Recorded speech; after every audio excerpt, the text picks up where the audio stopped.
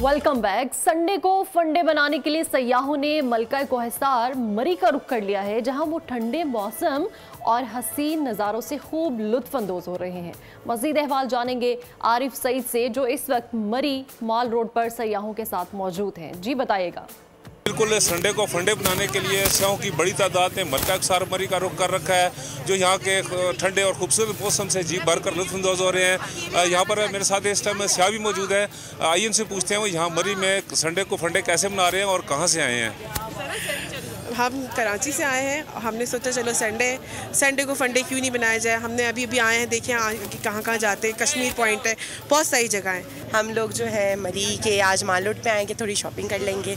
Sunday का दिन भी था तो सब फैमिली मेम्बर्स जो थे उनका ऑफ भी था, तो हमने सोचा चलो सब मिलके गेट टुगेदर कर लेंगे और मे बी शायद आगे भी जाएं, लेकिन अभी हम लोग यहाँ पर आए। जी बिल्कुल, सयाह यहाँ पर मरी में दीगर तफरी मकामात पिकराडा, बुरबन, अयूबिया, नथिया गली, पिंडी पॉइंट, कश्मीर पॉइंट और दीगर तफरी मकामात पर संडे को फंडे बनाने के लिए पहुँचे हुए हैं।